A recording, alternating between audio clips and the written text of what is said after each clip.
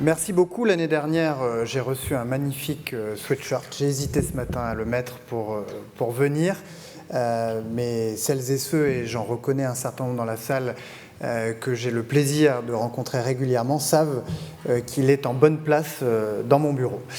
Profitez-en, mesdames, messieurs, parce que c'est très rare d'avoir deux Jean-Noël sur la même scène.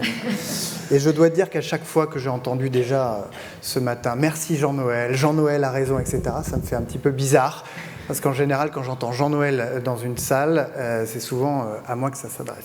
Je veux saluer le président d'Exastrust, cher Jean-Noël, en le remerciant pour son invitation. Saluer le directeur général de l'ANSSI, le directeur général d'ACIMA, le président du comité stratégique de filière industrie de sécurité, que je remercie beaucoup pour tout le travail qui a été réalisé pour le renouvellement de ce contrat de filière pour 2023-2026, monsieur le préfigurateur du nouveau comité stratégique de filière annoncé l'année dernière, qui lui aussi a fait un très gros travail depuis un an pour donner naissance à ce nouveau CSF. Et puis je salue au passage monsieur le président de l'ACN, monsieur le coordinateur national pour la cyber, monsieur le directeur général adjoint du campus cyber. Et puis je veux saluer tout particulièrement la présence parmi nous ce matin de Max Schrems, dont je considère qu'il incarne l'esprit du RGPD et en réalité l'esprit du numérique de confiance que nous voulons insuffler avec Exatrust, avec l'ACN, avec les comités stratégiques de filière dans l'industrie européenne du numérique.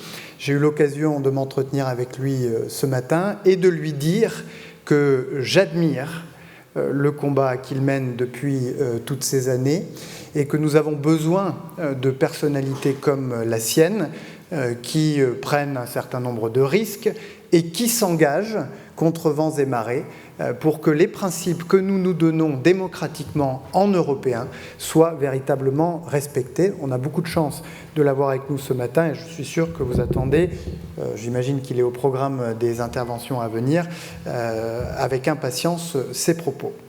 Moi, je suis venu vous dire ce matin que nous sommes très fiers de cette industrie, si l'on peut dire au sens large du numérique de confiance, que ce soit le cyber ou le cloud, à la fois parce que nous avons des leaders mondiaux qui continuent à progresser, et je veux saluer les très belles acquisitions de cet été, que ce soit chez Outscale, que ce soit chez Thales, qui permettent à nos acteurs de se conforter, que ce soit dans le domaine de la cyber ou du cloud. Il y en a d'autres, mais je voulais donner ces deux exemples. Je veux aussi saluer les entrepreneurs et les jeunes pousses dont nous sommes très fiers. Et nous savons que nous pouvons compter sur leur talent pour contribuer au rayonnement international, mondial de notre filière dans les années à venir. Et je veux leur dire à ces géants, à ces leaders mondiaux et à ces jeunes pousses que le gouvernement sera à leur côté pour les soutenir avec un certain nombre de leviers. Je vais vous parler de 3 d'entre eux dans quelques instants, parce que nous croyons dans notre capacité à reprendre le contrôle de l'économie numérique et que nous comptons bien vous voir jouer dans l'économie numérique demain un rôle prédominant. Alors il y a 3 points que je voulais évoquer avec vous ce matin pour vous dire ce que nous faisons, mais aussi pour vous inviter à nous aider, à vous aider. Le premier, c'est celui de la souveraineté et de l'adoption par les entreprises, les administrations, les collectivités, les particuliers des solutions de confiance. Pour vous dire que c'est une priorité pour nous, vous vous souvenez, un certain nombre d'entre vous étaient présents chez OVH Cloud, n'est-ce pas Michel, l'année dernière, le 12 septembre, pour entendre Thierry Breton, Bruno Le Maire et moi-même prendre un certain nombre d'engagements qui depuis ont été tenus, s'agissant notamment de Secnum Cloud, de la clarification de la circulaire du cloud au centre et sur ce dispositif que nous avons souhaité créer pour permettre à des jeunes pousses du cloud, de l'info nuagique, devrais-je dire, d'accéder plus facilement à la certification qui, comme le directeur général de l'ANSSI l'a rappelé tout à l'heure, est une certification exigeante. Sur ce sujet de la souveraineté, je voudrais mentionner 2 choses. La première de ces choses, c'est les négociations que nous menons aujourd'hui au niveau européen. Des négociations qui sont fondamentales sur le schéma volontaire de certification du cloud que l'on connaît sous l'appellation d'EUCS. Nous menons sur ce sujet, et je veux saluer le travail de l'ANSSI, une négociation extrêmement serrée. Et nous avons la chance d'avoir comme négociateur un commando d'élite emmené par l'ANSSI qui fait un travail remarquable au niveau des services, des administrations des pays concernés pour les convaincre de la nécessité d'ouvrir la possibilité dans ce schéma volontaire européen d'avoir un niveau de sécurité, le niveau de sécurité le plus élevé, qui autorise l'immunité aux législations extraterritoriales. Et croyez-moi, ce n'est pas facile, puisque nous-mêmes, au niveau politique, avec Bruno Le Maire, faisons le même travail, et nous avons face à nous des vents puissants. Et je veux dire à la filière que nous sommes extrêmement mobilisés sur cette question, que nous ne ménageons pas nos efforts, et je veux vous demander solennellement de nous faire confiance. Parce que je vois fleurir, y compris dans le projet de loi que je serai amené à défendre dans quelques heures sur les bancs de l'Assemblée nationale, fleurir des amendements qui nous réjouissent, parce que nous voudrions, nous aussi, aller plus vite sur les obligations faites aux uns et aux autres de protéger leurs données sensibles et de les loger dans des solutions d'info nuagique certifiées Secnum Cloud. Mais si nous allons trop vite, nous donnons à tous les adversaires de notre stratégie pour le UCS les meilleurs arguments pour faire tomber le niveau le plus élevé de sécurité que nous souhaitons obtenir, c'est-à-dire l'immunité aux législations extraterritoriales. Je vais le dire une nouvelle fois pour être sûr que ce soit bien compris. Parmi les arguments qui sont opposés à l'ANSSI, parmi les arguments qui sont opposés à moi-même lorsque j'entreprends sur ce sujet nos partenaires européens, il y a cet argument qui revient sans cesse, c'est la France qui veut imposer à toute l'Europe ses solutions d'info nuagique. Nous répétons inlassablement que ce n'est pas le cas, qu'il s'agit d'une certification volontaire et que la France entend bien pouvoir, au terme des négociations, imposer à ses administrations, voire, nous l'avions dit avec Bruno Le Maire, à certains de ses acteurs les plus sensibles, l'obligation de loger ces données dans des solutions d'info nuagique certifiées Secnum Cloud, qu'il ne s'agit pas d'une volonté ou d'une pulsion hégémonique. Mais si, au moment où nous essayons de convaincre nos partenaires européens les plus réticents, et ils sont nombreux, du bien fondé de cette stratégie, nous avons en France des débats qui laissent entendre que nous voulons aller très vite et très loin, alors nous donnons à chaque fois des arguments à ceux qui sont opposés à notre vision pour gagner du terrain. Donc je demande de la mesure sur la manière dont nous voulons, même si je comprends certaines de ces impulsions ou certaines de ces intentions, je les partage. Mon cabinet qui est présent aujourd'hui le sait. Certains des amendements qu'on a retrouvés dans le projet de loi sur la sécurisation et la régulation de l'espace numérique, j'entendais moi-même les accomplir, si l'on peut dire, l'été dernier. Mais c'est pour préserver notre capacité à obtenir au niveau européen l'équivalent du Secnum Cloud que nous avons retenu nos fusils et que je vous demande donc d'essayer de retenir les vôtres. Deuxième élément sur la souveraineté, pour conclure sur ce premier chapitre, nous avons besoin d'accélérer l'adoption par les entreprises, les administrations françaises, au-delà de Secnum Cloud, des solutions de cyber et de cloud. Et pour cela, nous avons lancé, avec la mission French Tech, qui sera présente aujourd'hui pour en parler, une initiative qui concerne tout l'écosystème tech et qui s'appelle « Je choisis la French Tech ».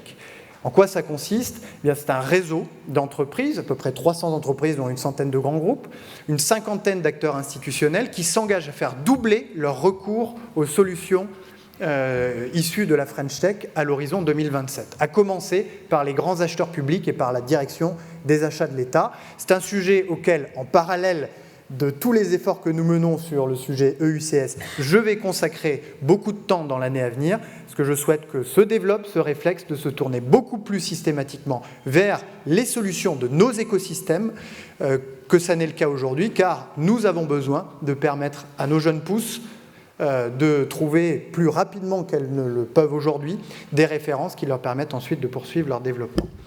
Donc, en résumé, la souveraineté, c'est vraiment, en tout cas l'adoption par les grands acheteurs publics et privés, c'est vraiment une des priorités qu'on s'est fixées avec Bruno Le Maire. Faites-nous confiance et aidez-nous à atteindre nos objectifs. Deuxième élément que je veux évoquer avec vous, c'est celui du cadre réglementaire. Puisque c'est un peu d'actualité, cet après-midi sera débattu à l'Assemblée nationale le projet de loi qui vise à sécuriser et réguler l'espace numérique. Et je voudrais citer une mesure, parce que c'était un engagement du président de la République, que vous avez été un certain nombre présents ici à contribuer à faire naître, c'est le filtre anti-arnaque. Parce que nous avons, me semble-t-il, deux enjeux dans les temps qui viennent. Le premier, enfin, si je puis dire, puisque nous avons, grâce à l'ANSSI notamment, grâce au travail des gouvernements précédents, des parlementaires et de la filière, nous avons réussi sur la menace du haut du spectre, je crois, à mettre en place des dispositifs et des protections qui sont exemplaires et que bien des pays regardent avec beaucoup d'intérêt pour s'en inspirer. Désormais, nous avons effectivement deux sujets, celui de la cybersécurité du quotidien et nous avons celui du passage à l'échelle qu'évoquait le directeur général de l'ANSSI. La cybersécurité du quotidien, qui nous sera utile, y compris à l'horizon des JO, c'est le filtre anti-arnaque, c'est-à-dire ce dispositif qui filtrera préventivement les adresses des sites considérés comme étant malveillants. Si vous doutez de la nécessité d'un tel dispositif, si vous doutez encore de la nécessité d'un tel dispositif, je vous invite à consulter les rapports d'activité d'ACIMA, cybermalveillance.gouv.fr, qui témoignent de l'explosion du nombre des sollicitations de nos concitoyens pour de l'assistance ou de la remédiation. On a besoin d'avoir une protection de premier niveau, notamment à l'approche des JO. Ce filtre anti-arnaque, si tout va bien, dans quelques jours ou semaines, nous en aurons la base légale. Ensuite, il y a un gros travail technique, évidemment, à accomplir. Mais je compte sur un certain nombre d'entre vous présents ici pour que nous puissions y parvenir. Je crois que c'est très important. Et puis, sur le passage à l'échelle, cybersécurité du quotidien et passage à l'échelle, il y a effectivement à l'horizon Nice 2 et DORA, qui va, évidemment, nous mobiliser avec l'ANSSI, avec les services du gouvernement pour essayer de bien placer les curseurs sur la transposition de ces directives essentielles. Mais ensuite, l'équipe de France a un gros travail à faire, c'était déjà évoqué plusieurs fois dans les propos introductifs, pour préparer les esprits.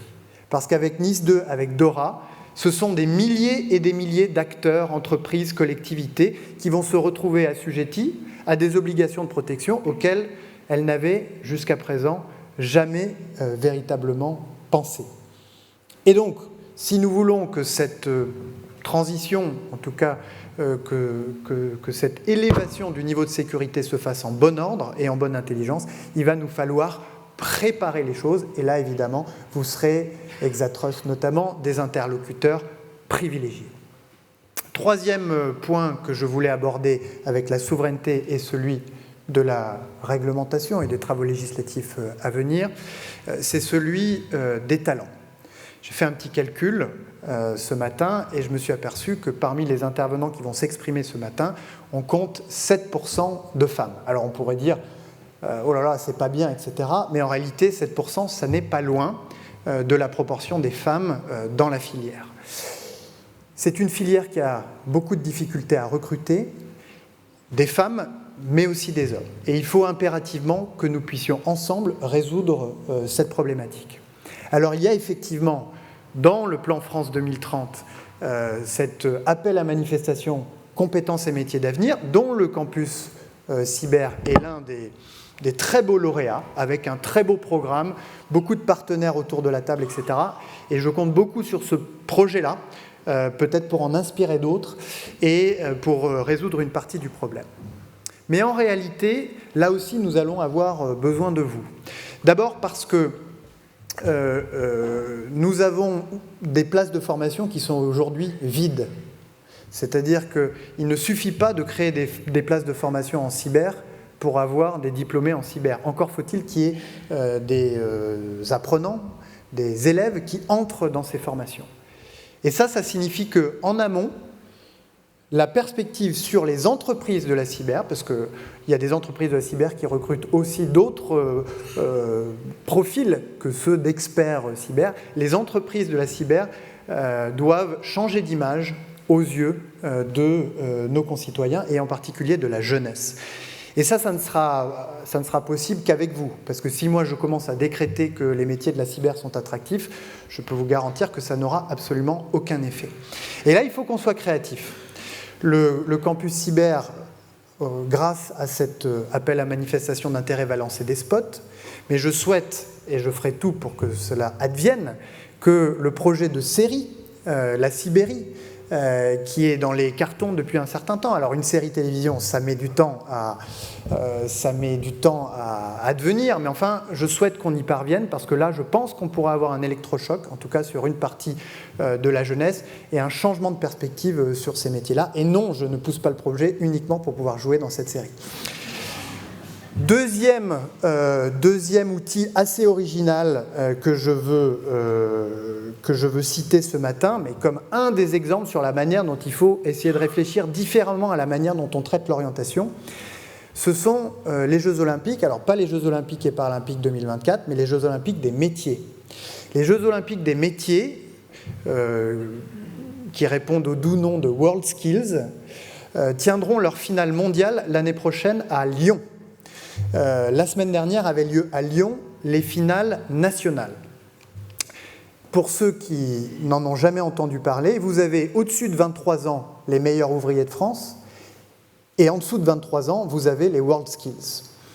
Et ce qui est formidable avec les World Skills, c'est que c'est top chef pour tous les métiers, que ce sont des compétitions qui ont le look and feel, si vous me passez l'expression, des Jeux Olympiques, et que ce sont des occasions pour la jeunesse de découvrir les métiers sous un autre regard. À Lyon, la semaine dernière, c'est 40 000 collégiens et lycéens qui sont venus assister aux compétitions. Et contrairement à ce qu'on pourrait croire, les métiers du numérique sont représentés parmi les métiers en compétition. Nous avons en France parmi les meilleurs experts de la cryptographie et de la cyber. J'invite les entreprises parmi vous qui ont des collaborateurs jeunes qui pourraient concourir dans ce type de compétition à se saisir de cet outil-là aussi comme un outil d'orientation pour les garçons comme pour les filles.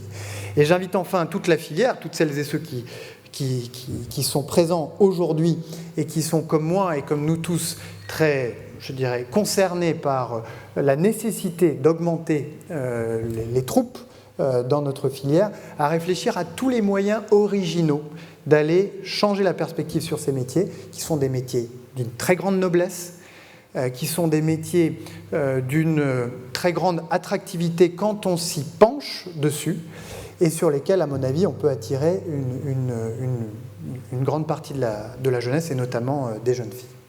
Voilà les trois préoccupations, priorités, engagements que je voulais partager avec vous ce matin. Je vous remercie une nouvelle fois, Monsieur le Président, cher Jean-Noël, pour cette invitation et je vous félicite pour l'organisation de cette très belle université de rentrée. Merci beaucoup.